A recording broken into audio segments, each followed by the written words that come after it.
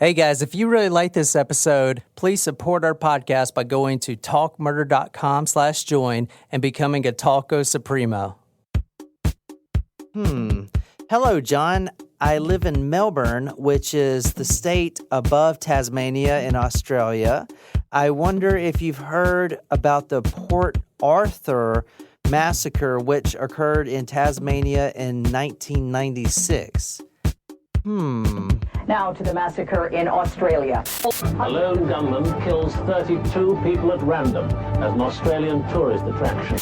When tourists heard gunfire from a... Police say he fired deliberately, targeting his victims, including several children, with his high-powered rifle. Ah, son of a...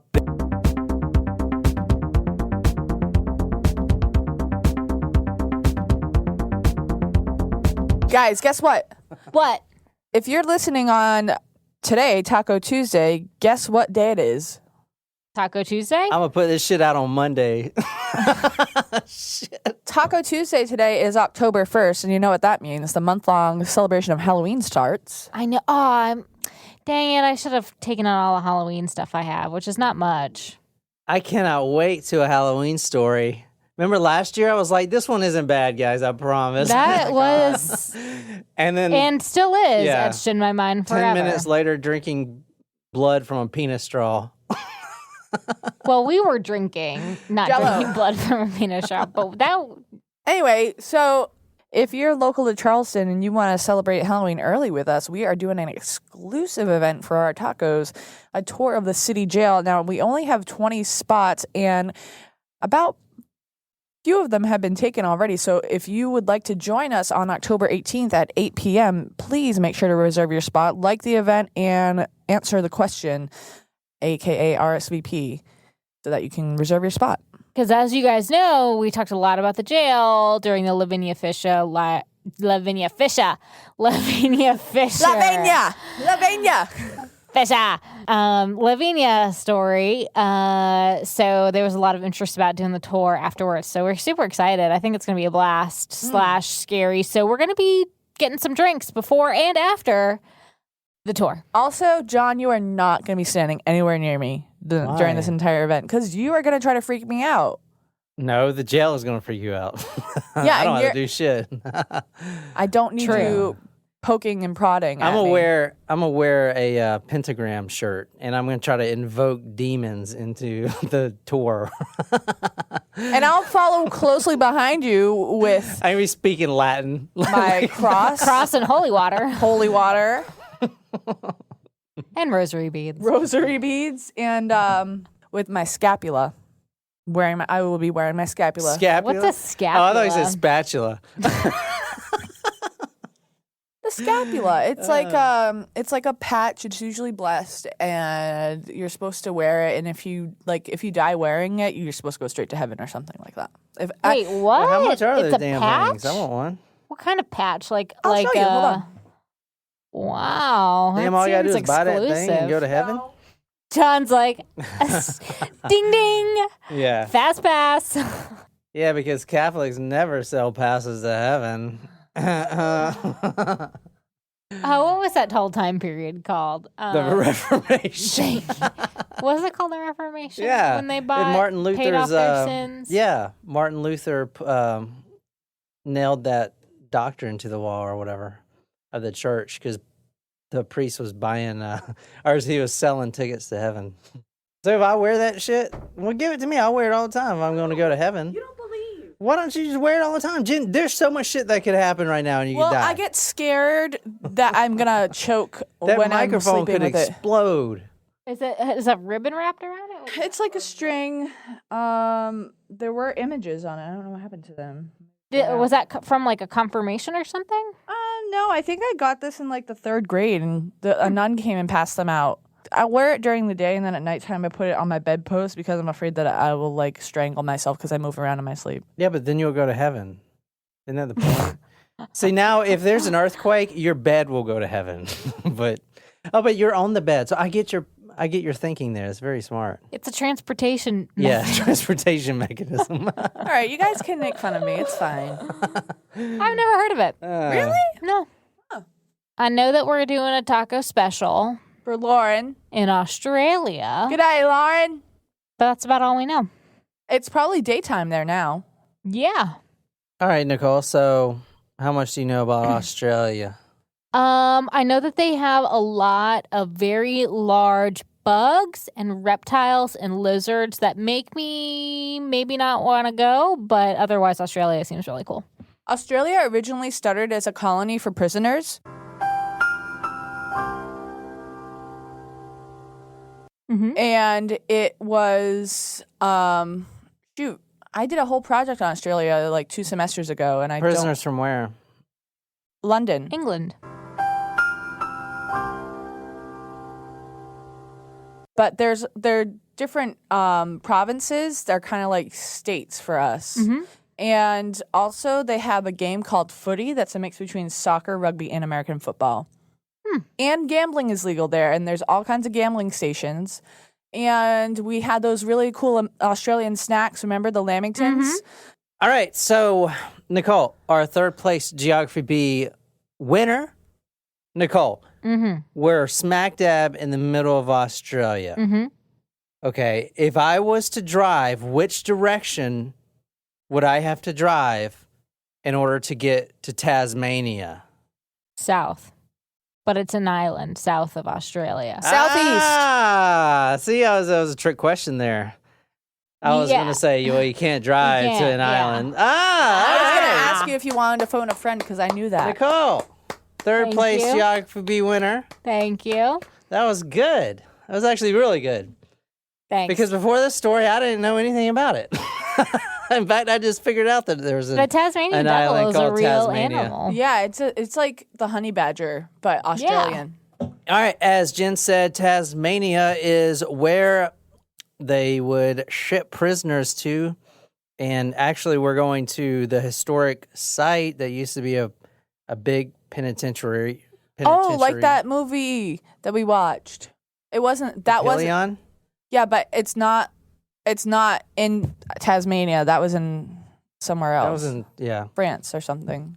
Yeah, so. But it was like a prison camp like that. Like an Elvis Island type thing, or like in Count of Monte Cristo. Elvis Island. Elvis, where Napoleon was sent. What the fuck? Did you know that Nostradamus was It's an island that was for prisoners. I guess. I don't know. Well, I thought you said Napoleon was Elvis Island. isolated on his own island, but like the Count of Monte Cristo, there was a prison. Never read and it. it was. read that. You never saw the movie, The Count of Monte Cristo? No. Oh my god, it's such a good Is that movie. that love story with those like pirates? No, And but that I one- made you watch The Count of Monte Cristo once, and it's really good with Jim Caviezel. Did you guys know that Jim Caviezel. Nostradamus actually predicted there were 3 antichrists, and they believed that Napoleon was the first one? Is Trump the second? Oh, should I No, gut Hitler that? was. I don't know. Hitler was the second one. oh shit! Yeah, you're right. That makes sense. All right, so I'm showing them a map because even I don't know where the fuck we're at. Oh wait, let's see. Here it is. Google Earth. I fucking love Google Earth. I is don't care pretty that they're cool. taking over the world, man. This is a badass app, and I don't think anyone uses it like they should. Like for real, Google Earth is fucking amazing. It is cool. Game chisers. All right. So, like Jen said, what the shit ass clown? Wow, we're in Fucking outer stupid space. out ass Google Earth. You suck. I thought you just said you loved them. Like Jen said earlier, Australia was used as a port for inmates, and she's correct. We're going to Tasmania, and the reason it was used for a port for inmates is because there's really no escaping this island, kind of like Alcatraz. So it is at the very bottom here. Although someone did escape from Alcatraz. They swam. So basically, and well, it's going to be very important in this story because there's not many roads in and roads out. And I should probably say this story is for Lauren, our Talkos Primo. Did we Hey, already say that? Lauren. Hello, Lauren. That was not. Hello, Lauren. That was British. That was not And we all Australian. We're suck. terrible. G'day, Lauren. Sorry. Good day, Lauren. And welcome to Talk Murder to Me. And Yeah. All right. So here's kind of where we're going down here to Port Arthur. there's not a ton of people that live in Tasmania. Oh today, no, right? not a lot. And so we'll get into it, but this part especially is very touristy. In fact, everyone that goes here is tourist. It's like the Key West of Australia. All right, tonight, this is the man we are talking about. Right here. He has long blonde hair. Whoa. Yeah, that's a man. He's got long blonde hair named Martin Bryant. Anyone? Wait, did you say that's a killer? No, he said that's who we're talking That's about. what we're talking about tonight. We're going to April 28th, 1996. I don't think Lauren was even born. I know she didn't really know much about the story, but I was 10 years old during this time. I don't really remember this, you know. But it was international news? Yeah, it made international news. All right. All right. Martin Bryant, his alarm clock goes off 6 a.m. Beep, beep, beep, beep. Now, it's a big day for him. Remember, I said this is April 28th, 1996. Mm-hmm. How we're doing this story is I'm going to cut it up into different sections because there's different locations of it. Okay. So I'm going to break up one location, and then I'm going to go back and talk about, the family growing up. Then I'm going to do another location of events, talk about psychology stuff. So just try to stay with me. All right. If you're ever lost on the story, try to just let me know. Okay. We're going to use Google Maps a lot. It jumps around, and I think the best way to do it is to intersperse these events. Okay. All right. So the house you're looking at, that is the Seascape. It's actually a guest house. It's Guest house. a guest house, yeah. So it's kind of probably something you would find on Craigslist? no, not Craigslist, the other Airbnb? one. Airbnb, yeah. Yeah, so probably like a Airbnb type of style. Couple families could stay there. Martin Bryant, alarm clock goes off. 6 a.m. 6 a.m. He wakes up with his girlfriend. His girlfriend leaves. Martin Bryant takes a couple sips of Bailey's like he always does, and Sambuca. Is that Sambuca. Sambuca. What is that? I don't know. It's like it's usually something that you have after dinner. It's like an after dinner drink, and it's orangey. Yeah. It's fucking gross, but I believe it's an Italian after dinner drink that's orange flavored, like a triple sec flavor. You know what it sounds like? That meat. Saltimbocca? Yes. Yes, it does. Definitely does. It's fucking gross. All right, so he gets into his vault. Bailey's and that is a Ew. weird. I guess it'd be like a creamsicle-y Yeah, type. but different. Yeah. For in the morning, that's rough. That's like Irish coffee, but not. It's like worse. Irish coffee's good, but that's just whiskey and coffee. Yeah. So he takes a couple swigs and he gets into his Volvo. He's got a huge day planned today, and he drives down to Seascape, where you just saw. Now, it takes him a few hours to get there. It's on the way to Port Arthur. Got it. Okay. Is this like a daily commute? No, it's not a daily commute. He actually knows personally the couple that owns Seascape, older elderly couple, David Martin and his wife Nolene. And from what the reports say, now it's hard to get an accurate report for this story at least, but from what we know, you saw the house was burned down. Right. That happens later that day.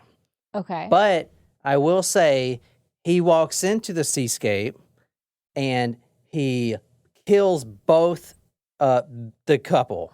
Really? He kills the couple. Yeah, he gags David and then he stabs them both. And it's an elderly couple? it's an elderly couple, Oh, yeah. no. 60, 70 years old, yeah. I'll get into this a little bit later, but his father, supposedly, from what I've seen in reports, was trying to buy the Seascape for an investment property, and the Martins, from what I've seen, kind of snuck in and grabbed it, before the deal could be done, and bought it for themselves. So that gives you motive right there. I guess. Yeah. What would you name a house? I feel like some houses have names. Well, I didn't realize this, but all the houses on Sullivan's Island have names. Really? I did Yeah. not notice it until a couple weeks ago we were driving. I was like, oh, Yeah. these all have names on them, don't they? I know some houses on Isle of Palms have names, like the Flamingo House and the Key Lime House. And But we'll have to come up with one. Just like we know the name for the yacht, whenever if we're mega billionaires someday. Yacht Murder to Me, obviously. Obviously. So we need a Talk Murder to Me house name.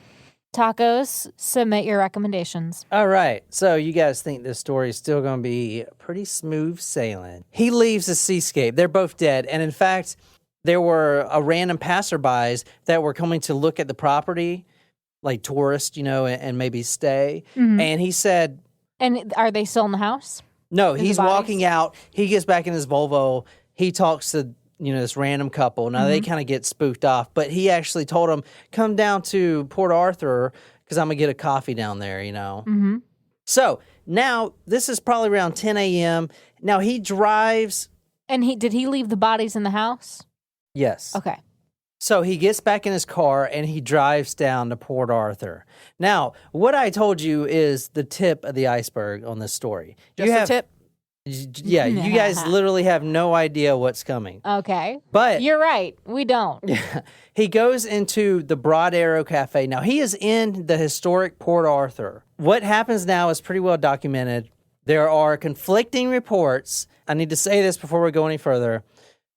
This story actually has a very large conspiracy behind it. Really? Yes. I love But I'm not conspiracies. going that route. But are you going tonight. to just touch on what we're... I'll touch on it. And if this episode is popular, if you guys share this episode and subscribe and love this episode like you guys have been doing it, and request me to do the same story but in the conspiratorial mind, I'll do it.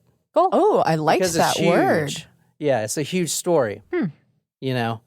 That's a good words with friends. Yeah. Word. No, it's more than 7 characters. Words with friends, words can only be 7 characters? Well, no, not only, but You're only given... you can build up that word. Oh, see, clearly I don't play.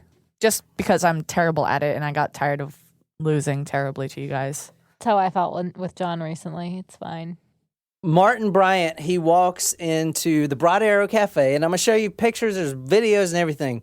Now, the videos I'm putting on talkmurder.com supposedly are banned. Oh. And the Australian government actually put out this huge thing that says, watch out because these, official evidence videos are leaked out onto the public. Tasmanian police are trying to have graphic images of the 1996 Port Arthur massacre removed from the internet. A police training video has found its way onto several social networking sites. It shows many of the 35 victims lying where they were gunned down by the mass murderer Martin Bryant. Are we going to watch them? Yeah, you're going to watch all of them. Yes! Sweet. Yeah, I guess. Anyway. I don't know what I just agreed to. Yeah, I would like to point out that you agreed to it. Yes. All right, Martin Bryant, he goes and he orders a meal. Now, this is around 1:20 p.m. He's done killed an elderly couple. He orders his food, and it's probably like a panini or whatever. I feel like that's the type of panini place. I wonder if they eat paninis in Australia. I like paninis. It's been a long time since I had a panini. Actually, does grilled cheese count as a panini? Pretty much, yeah. Oh, then I had a panini tonight. He has a bag with him, like a gym bag. He walks back towards the kitchen to return his tray, and right there at the bar, which I'll show you the inside of the restaurant, he puts the sports bag out like on the table, and he takes out the bloody knife that he used to stab the elderly couple with, and he kind of puts it on the table. At the cafe? At the cafe, yeah. All right. This guy is office rocker. Yeah. Now, keep in mind, there's like People 90% in here tourists or more. Everyone's tourists. I mean, this is a tourist spot. It's kind of like going to Fort Moultrie. Yeah. Like, I wouldn't go there. I think it's dumb. I gotcha. People go there. Wait, do people still go to Fort Moultrie? Oh, Because yeah, I know all the people go to time. Fort Sumter. No, people go to, I see old people going to Fort Moultrie all the time. He puts the bag on the counter. He takes the knife out, puts it on the table. Sorry, that was way too loud. And then he takes out a video camera, sets up a video camera. Okay. Now, what he does next is extremely shocking and horrific. He takes out of the bag a Colt AR-15 SP1 carbine with a Colt scope and a 30-round mag. And in this cafe, there was approximately 60 tourists in this cafe. That's a big restaurant. The tables are all pretty close together. He starts shooting No. tourists Oh my in goodness. this cafe. And I think I should just show you the video right now before I go any further. So is there recording from the cafe's security footage and his, or is it what we're watching from his recording? This is one of the witnesses, survivors that was in the cafe. Peter Croswell, he was a gunshot victim. Here is him talking right here. He looks like Paul Rudd with a mustache. Yeah. I left up from the table and walked towards the front door of the restaurant, and as I did, this guy walked in, long blonde hair. All right, this is the Broad Arrow Cafe. Oh my gosh. The nearest table. He shoots 17 people. Whose video is this? This is the investigators. They're told them just to lie dead still. All right, We would never see anything like this in the United States. Like, what do you mean? He would. Well, it's a banned video, Jen. well, I know, but It's from the investigators. I know, but I mean, like, oh, wait, never mind. I mean, this story is really graphic. I didn't know we were going to be looking at those corpses. Well, this is a mass murder, one of the largest ones in history, done by a lone gunman that Americans have never heard about. This is the Port Arthur Massacre. Okay. All in all, 35 victims were killed, including the two elderly from earlier. In a nutshell, Martin Bryant, with his long blonde hair, gets in his Volvo, kills two elderly, David Martin and his wife, then drives all the way to historic Port Arthur in Tasmania and starts at the Broad Arrow Cafe, and he massacres 17 people inside that cafe.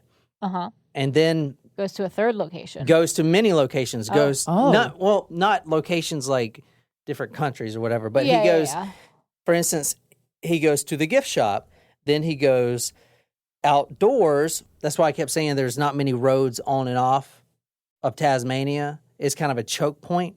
And most people don't even drive their cars down there. They take these coach buses.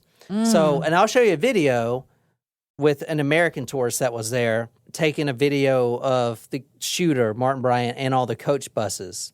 So he goes to Broad Arrow Cafe, to the gift shop, out to the coach buses, then he goes up to the toll booth road. And he's driving to each location. He stops here and then kills people and then stops here and then kills people. He goes up to the toll booth road, kills some more people, and then he finally goes back to Seascape, and that's why I showed you the picture of Seascape being burned down. So, how does he choose his locations? Well, I'm going to get onto that. I just wanted to give you the overview because it's very confusing. The story is very confusing, and there's no really good books about it. There's really no good literature about this. And I've never done a story that is so divided. And I know I asked Lauren about this. I was like, what do you think about the conspiracy about this? Because 35 people were massacred by one guy very quickly. Okay. And then right after, Australia has this huge boost in gun laws. Okay. That's the seed of the conspiracy. It was not a single shooter? That is one factor. The other one is he wasn't even there to begin with. And in fact, in his interrogation video, he denies ever being there. So we did like the Vegas shooting, right? And there was even a conspiracy on that. I didn't bring it up because it's like ridiculous. Every murder we do, there's a conspiracy. Sure. So the conspiracy is that this was brought about by the Australian government to pass their gun laws? Exactly. That's the exact conspiracy. Every murder has a conspiracy, but I never watched actual testimonial videos from the survivors taking the conspiracy side, as in this case. When this case does. Wow, that's weird. And the conspiracy is he wasn't even the shooter.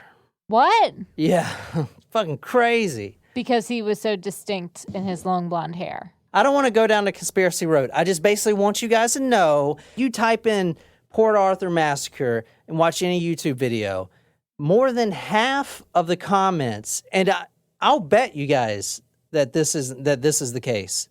More than half the comments of any videos are going to be people saying, if you believe he was the shooter, then you're an idiot or whatever. The evidence doesn't stack up right. I mean, these are Australians saying that he's not the shooter. You know, it's divided. It's a very divided case. And it shouldn't be. I mean, the guy is obviously the shooter. Right? I don't know. Well, Anyway, I'm going to do the story as told, and then if you guys want me to do the conspiracy, I will later.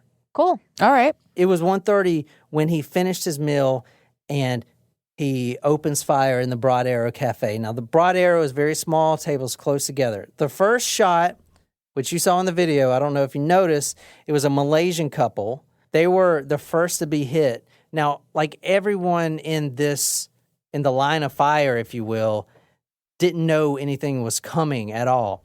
And in fact, you'll hear one of the survivors saying she still had like her thumb in her cappuccino where she was like, you know, how you stir it. Oh. I couldn't believe my eyes when I saw two Asian people. This is Wendy Skur. You're going to be hearing from her testimony here in a second. I pulled her interview testimony from a conspiracy conference, but she was there during the shooting. I just had to put that disclaimer in there. She was a tour guide at Port Arthur and a trained ambulance officer, basically EMT. Mm-hmm. She was 50 meters away from the cafe when the shot started to happen. Sitting on their chairs, one holding a knife and the other with her finger through the cup of a cappuccino, and they had been shot straight through here. They hadn't known what hit them. It was so sudden. So it's like she didn't even know. It was so quick that no one knew what was happening. I want you guys to remember that, okay? It was really quick. Next to be hit was a guy named Mick Sargent. The bullet actually grazed his scalp and knocked him on the floor. Finding another man who'd been shot in the head, and he had a piece of dirty rag over it. He said, "Do you want to have a look at it?" I said, "No, leave the rag there." He said, "I don't know whether the bullet's gone through my brain or whether it's just, you know, creased the skull." So that was nothing to what I was to find later. He was actually a survivor. The fourth shot was a 21-year-old named Katie Elizabeth Scott, and she was shot in the back of the head. She died instantly. The weapons that he's using for this massacre are automatic rifles, AR-15s, like kind of these battle rifles almost. Very high-powered rifles. Sergeant Gerard Dutton of the Tasmania Police Ballistics Section. This weapon's a 223 calibre Colt self-loading rifle, model AR-15. This was the weapon that was used in the cafe where 20 people died.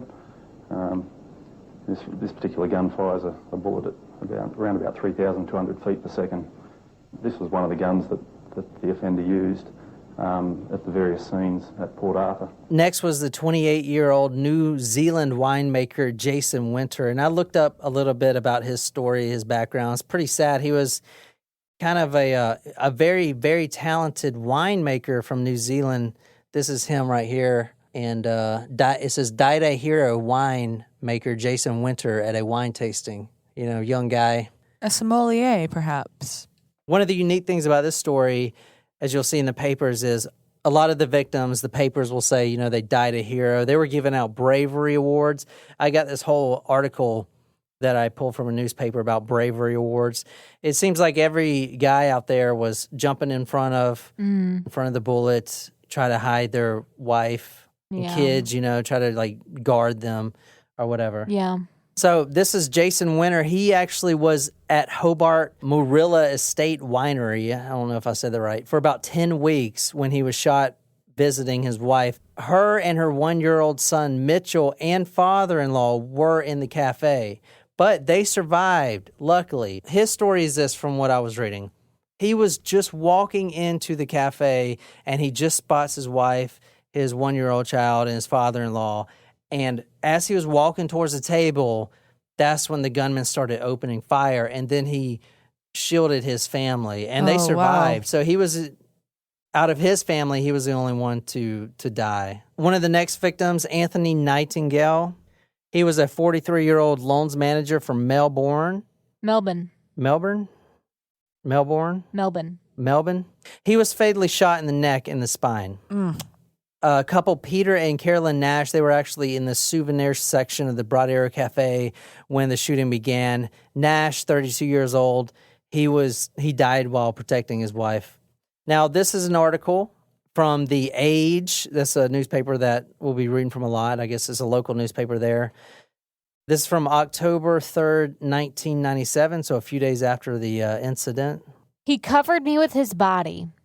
Peter was the one who recognized the danger straight away, and he tried to find the exit for us to get out, but he couldn't. When it came to the crunch, he just got me to lie on the floor, and he covered me with his body.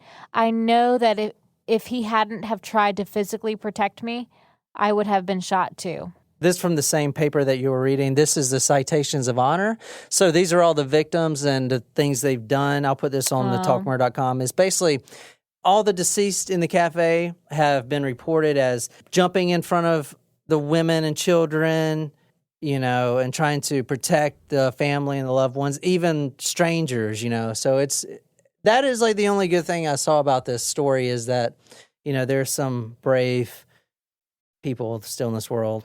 One witness, Philip Milbourne, who was at the cafe, tells ABC Radio that, quote, he wasn't going bang, bang, bang. It was bang, and then he'd pick someone else and line them up and shoot them. Wow. Yeah. Ooh.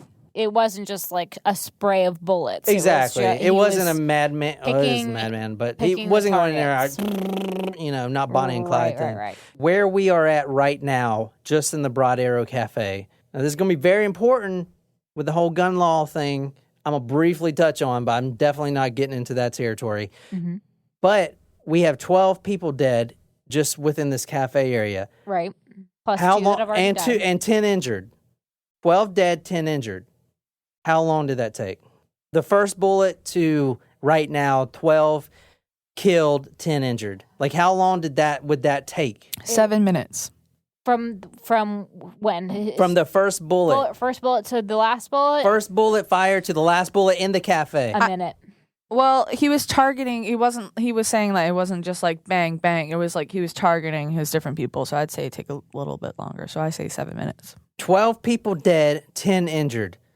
15 seconds. What? Yeah. You see what I'm getting at with the gun laws? I'm not getting into the gun laws, but you see one of the reasons they have to ban automatic rifles and stuff like that. 12 people dead in 15 seconds. I'm just saying, I'm not going to get into that portion, but that's crazy. That's a lot of people dead in 15 seconds. Especially if he wasn't just spraying the room. Exactly, yeah. So that's almost like a JFK more than one gunman type of thing. Now we have the conspiracy nut. I think I am going to have to do a second episode on this. But I mean, that is one of the conspiracies. I get what you're saying. Like, if you're... Exactly. You can still target and at least have an accurate shot with an automatic weapon and still... Yeah, that's true. You don't have to, like, reload and everything. And keep in mind the power of the weapons, too. I'm gonna put. You don't have to like pull the trigger all the way. You just have to like. It's a very. No, I'm talking about the firepower, the actual. I kind of want to go to a gun range, although I'm pretty sure the gun is the last thing I need to have in my hands. Second to a gun would be an axe, the axe throwing type of event, but I still want to try that too. I don't want to try that either because I think I would have an accident as well. Another reason for the gun debate is the power of these weapons, because how the crime scene investigators describe it, and the EMTs, how they describe it. It's not like plugging bullet wounds, like you get shot with a 9mm, he's got to plug the bullet wound. It's like segments of flesh all over the cafe. As I was moving to the office to phone the ambulance service, I trod on something. It seemed to crack under my feet. It was the skull of a young woman. She'd had the top blown off her head, and to my horror, when I looked down, her brain was lying in a bowl of chips. It had fell out of her head and as she fell to the floor and went into the bowl. I thought to myself then, I can't take much more of this. I covered the bowl with a tea towel.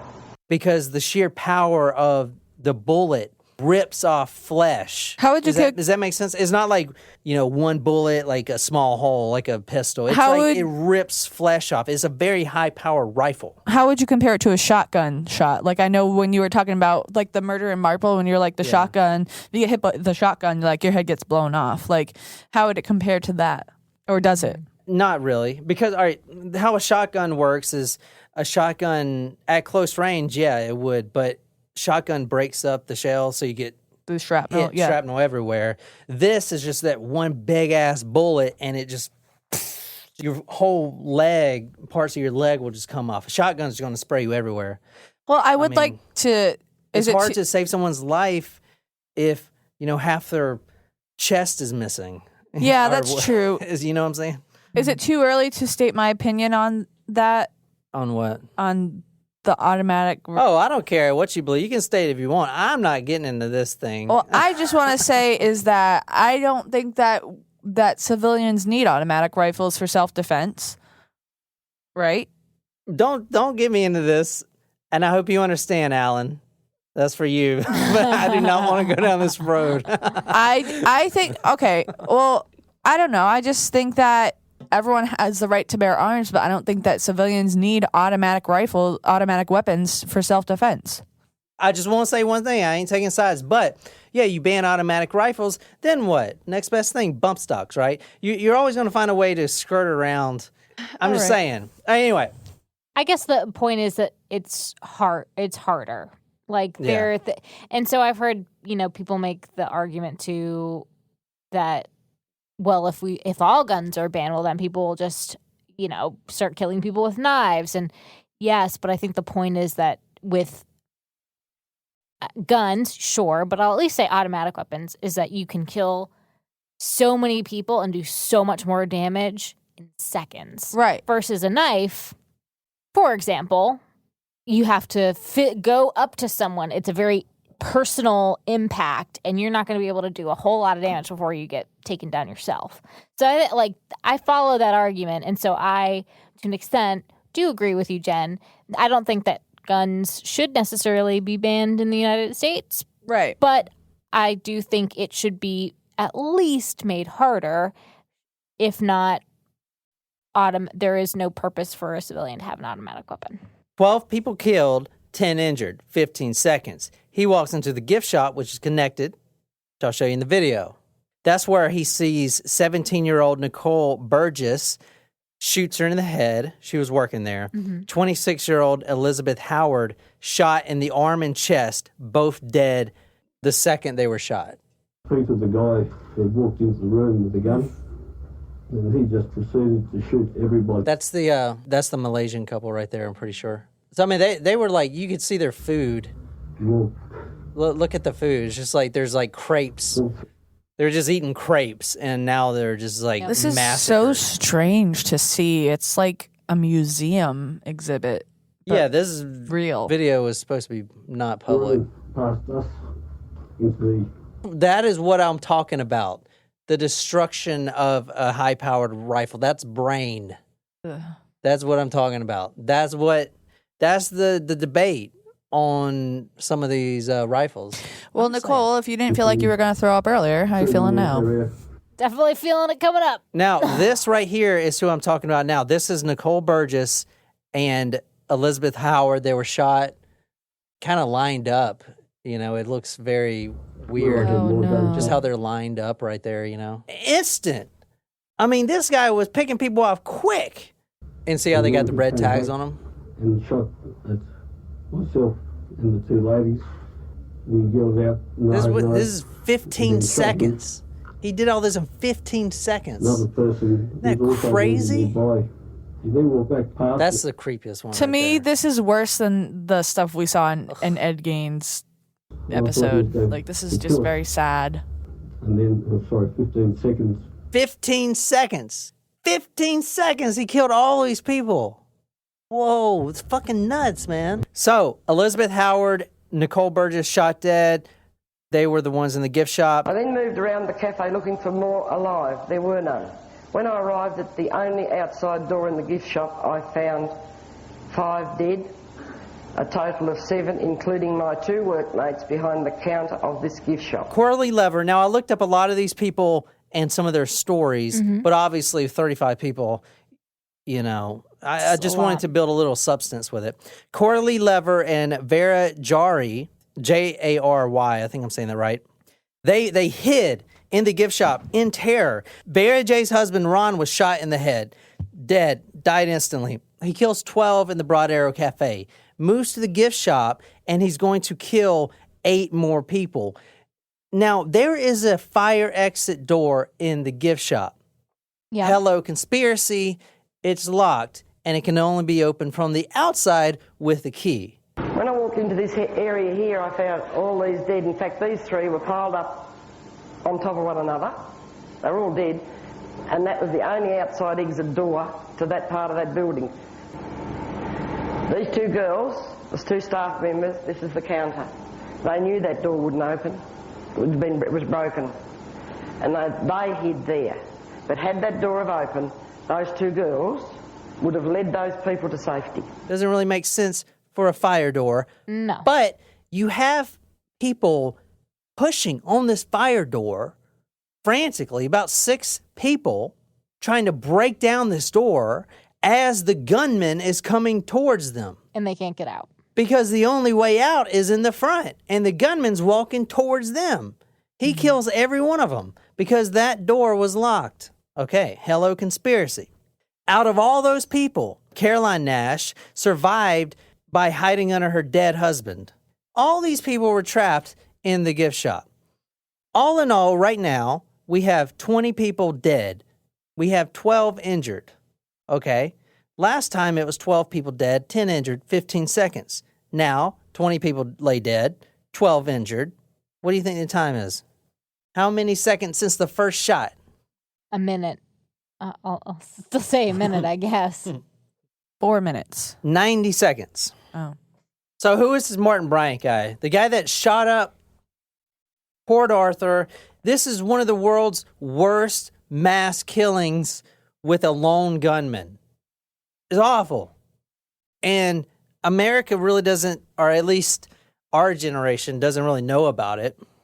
I sure as hell didn't know about it. No, I don't.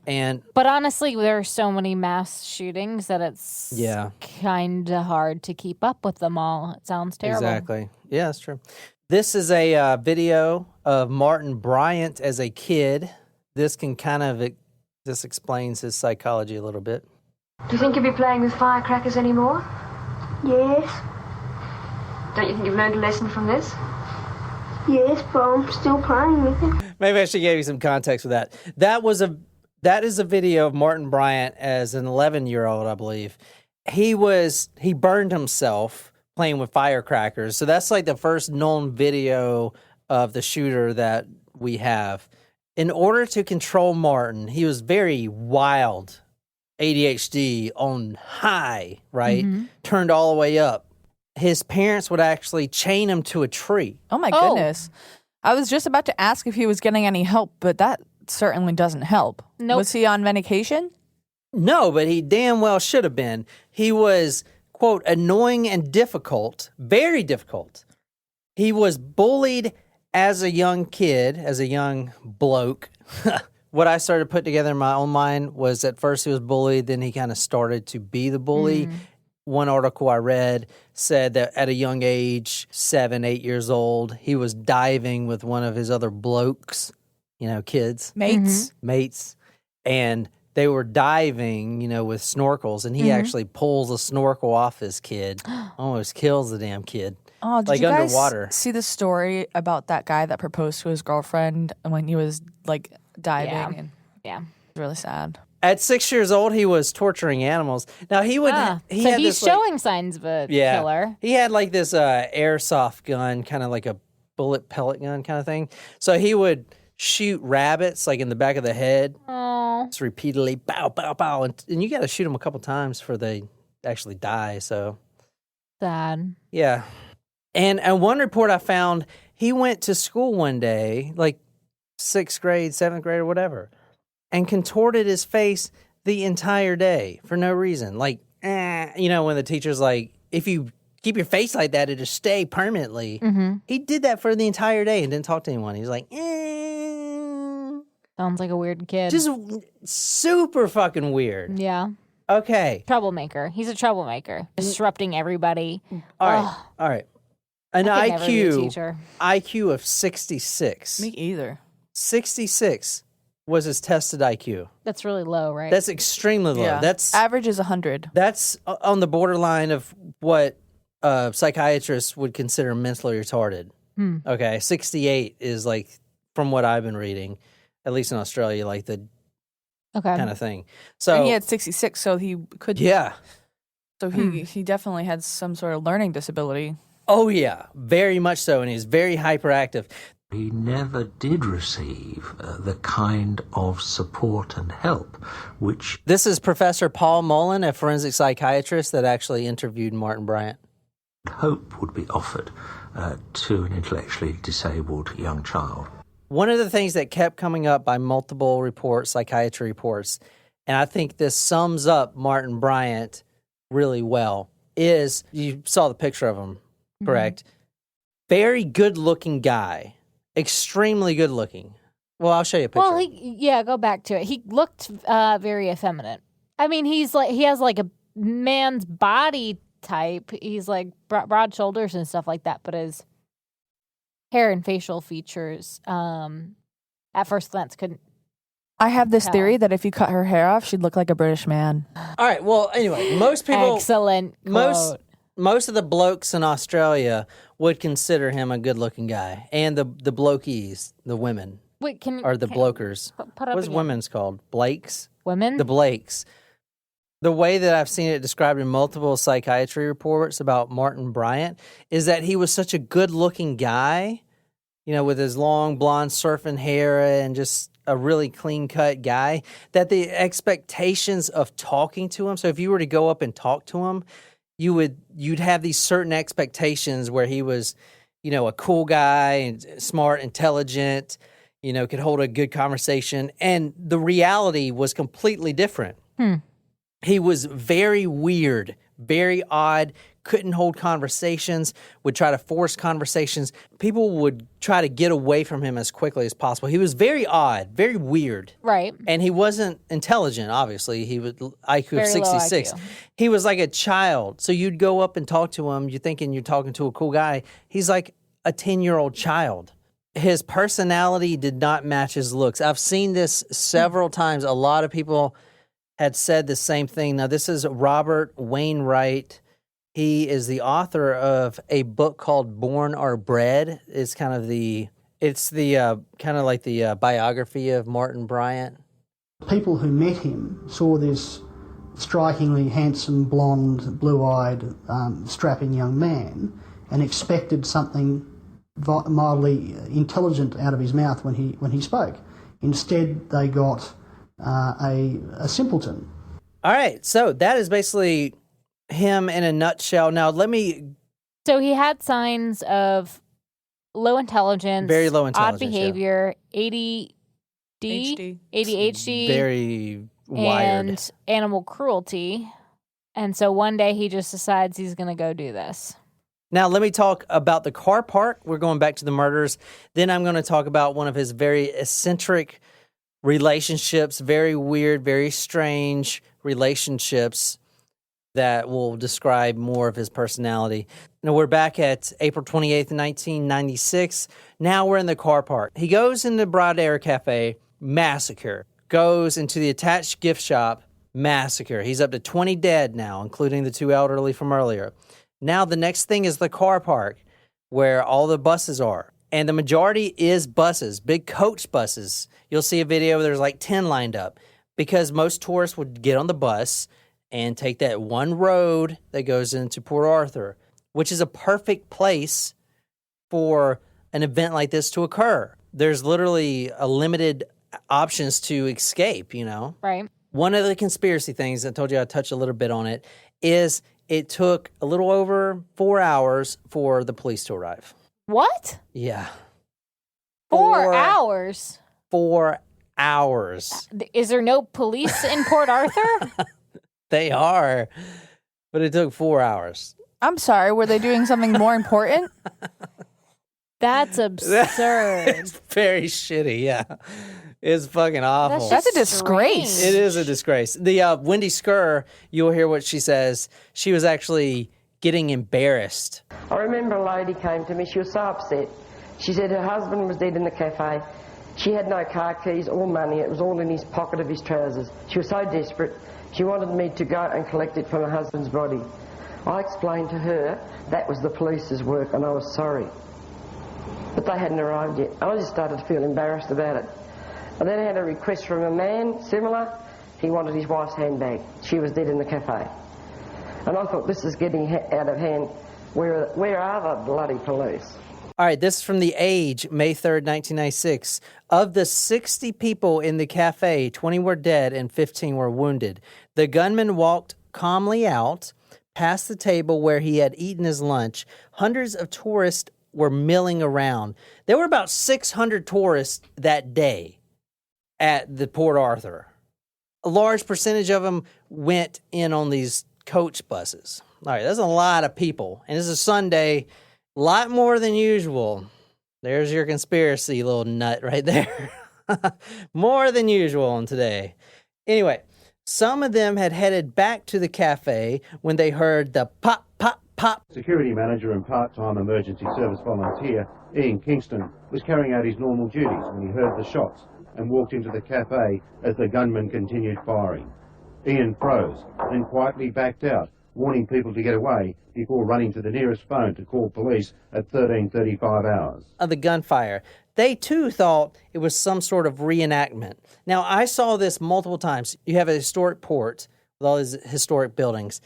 The tourists were thinking it was just some fun reenactment, like maybe some kind of wartime. Or like throwing cannons or something. Cannons or something like that. And it's funny, I saw a video the other day. So, you know, we did the Vegas episode and stuff like that. Most people thought they were firecrackers. Right. Because if you've never been in that situation, you don't know what it sounds like when you're getting shot at, because you've never been in that situation. So you just think logically it's probably firecrackers, right? It's the same here. They thought it was just a reenactment because they'd never been in that situation. But anyway, kind of interesting. I saw a video the other day. I think it was like New York or something, downtown, and a mass of people. It was like this little CCTV camera or whatever, and there was like a truck that backfired. Literally everyone just started flooding the other way, thinking it was a gunshot. That's crazy how cultures change. Yeah, it's kind of crazy, isn't it? And I saw that and I was like, man, that's nuts. Many people in the car park, which you're going to see in a minute, started to hide in the buses. Out of the Broad Arrow Cafe, you got basically a parking lot with the buses, and then you got nothing but the bush, as those blokes in Australia call it, and then literally the edges of the island. You know what I'm saying? The ridges of the island. Mm-hmm. There's like nowhere to go. So they were hiding on the buses. This is from The Age, May 3rd, 1996. You can read this, Nicole, if you want. The gunman shot into the crowd still milling outside the Broad Arrow Cafe. People fell. He then walked to the tourist bus parked nearby. It was a Tiger Line bus, the type of bus Martin Bryant had wanted to travel into Port Arthur. The gunman shot the driver, 59-year-old Royce Thompson, and 3 people nearby. Several people tried to hide under the bus. The gunman knelt down and shot them too. By the time he had drove off in the yellow Volvo, the Broad Arrow Cafe and the surrounding area had been transformed into a carnal house.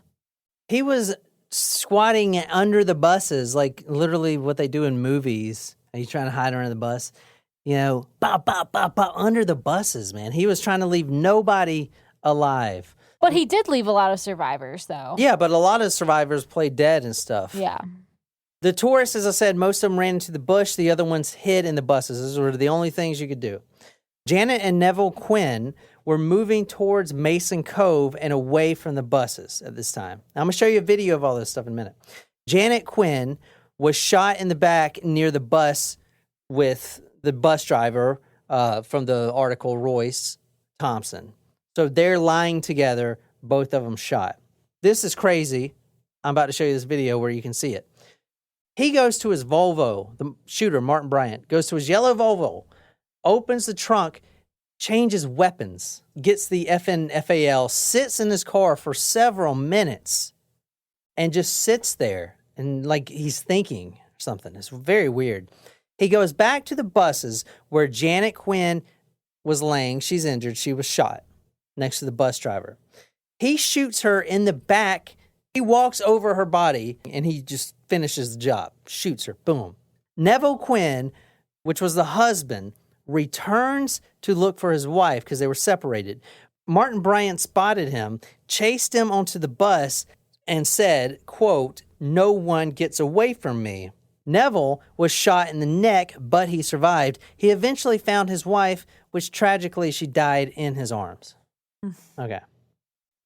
Now, this is a video from James Belasco. He's an American citizen. There's somebody going crazy shooting people here.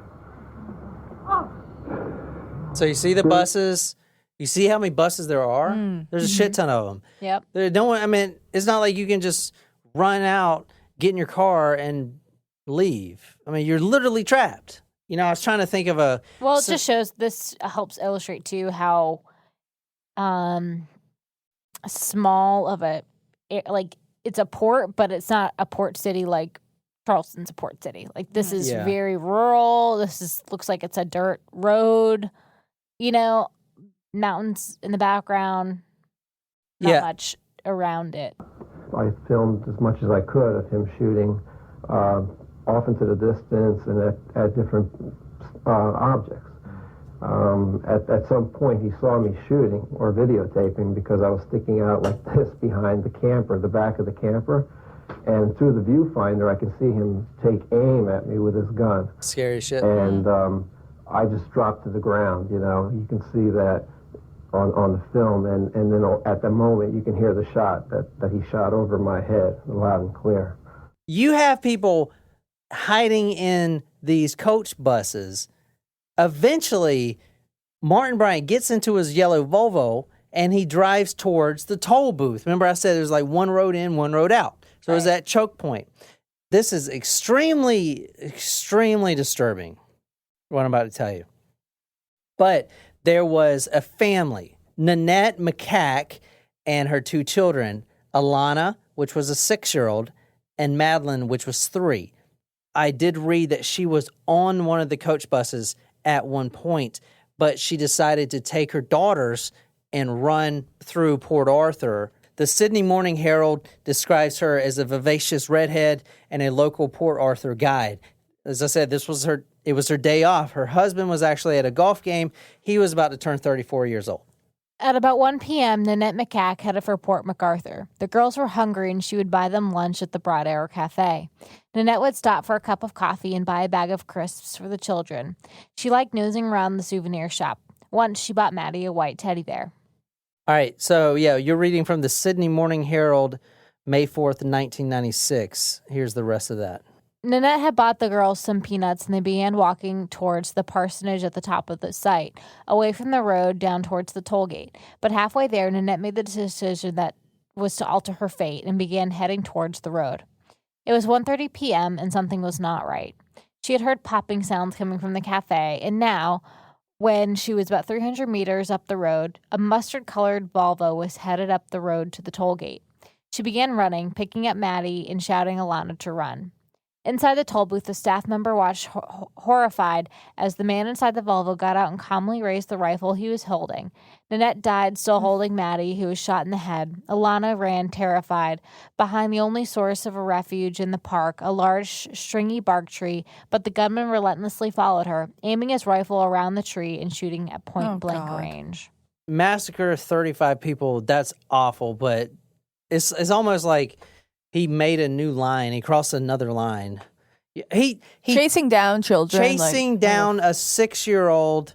Just why? It does around a fucking tree to kill her. A 6 that's running around a tree after you just shot her mother. It's just fucking, it's gross. He drives up the road. Now, he blocks in a BMW owned by Mary Rose Nixon. Now, she has several passengers in the car. Russell Pollard, Robert Salzman, and his wife Helene. Bryant took out his FNFAL. He shot Salzman point blank range. Now this is in the BMW. Okay. He shoots the other two and he drags them out into the middle of the road. This is away from the toll booth a little bit. So he's driving up just past the toll booth, killed the macaques, and now he's driving back up, blocks in this BMW filled with 4 people, murders them all, drags 2 of them out into the road. Okay. Then he decides to steal the BMW. So what he does is opens his trunk. He transfers the AR-15, a container of gas, and all the other ammo into the new BMW he's got. All right. At this point in time, he has killed 31 people and he has injured 19. So he's got 4 more people he's going to kill. Hey guys, this is John. I'm going to stop it here tonight because I don't want to have to torture you guys. to sit here and listen to 2 hours of this whole massacre. So I'm going to break it up into 2 parts. But I'll put the second part out later this week. And plus, I'll put another episode out since I've already got this one in the bag. I just got to edit it and put it out for you guys. If you really like this episode, guys, do me a favor, especially if you're new here. Give me your review, man. Like, any review, just give it to me. We're trying to get our reviews up because it lets more people see us out there. You know, there's a lot of it's a big pond, and we're still a very small fish. So give us a review. Also for part 2, which will be out in a few days, if you want to ask questions about the story, or you want me to clarify something, or even if you want me to go a little bit deeper into the conspiracy aspect, just let me know. Go to our Facebook page at facebook.com/something with the talk murder in it. Just type it in Google and you'll find it. And leave us a message there and they'll get it to me. And then I'll put it into the second episode. All right, guys. So I'm going to leave it here for tonight. And I hope you guys have a great night. And look for the part 2 probably tomorrow or late the next day. All right. Thank you and good night.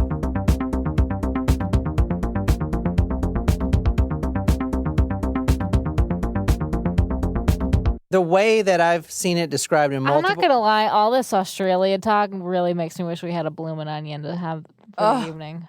Every time she's about to win, I resign. I lost. And then I lost like 12 games in a row. And I was like, fuck this. Why am I still when you guys started, I was like, okay, this will be fun. And then I just get shat on. It'll be fun, they said. Yeah, it wasn't I fun was up. anymore. I had an 8-game winning streak, and she's been 2 games. I'm such a sore loser. Like, she beat me, and I don't believe that. I don't believe that at all. I resign when she's about to beat me. Even though it counts as a loss, I don't want her to beat me by too much, so I just resign. She hates it. Really unfair. It really is unfair. The thing that keeps coming up about this is you'll hear Paul Muffin? Oh, Mullen. Shit, I gotta get my eyes checked. Paul Muffin? I was like, Muffin? Somebody's hungry. Okay, Paul. Do you know the Muffin Man? Paul Mullen. The Muffin Man. Yes, I know the Muffin Man who lives on Drury Lane. Paul Mullen. He's married to the Muffin Man. I gotta get my eyes checked. Oh, that's a nice house. Leather. I like that. Yeah. Look at all those trees and the water. Oh, look at that plant, that tree that has oranges on it, but it's not an orange. I think it's like some type of Flower, orange plant. maybe? Flower. But it's Very pretty house. This is what the house looks like now. Oh. That's it. Oh. It is burned down. Well, that's sad. Much for that house. Sorry to ruin your night. All over my mic. Yeah. I better call this Mike an Uber. That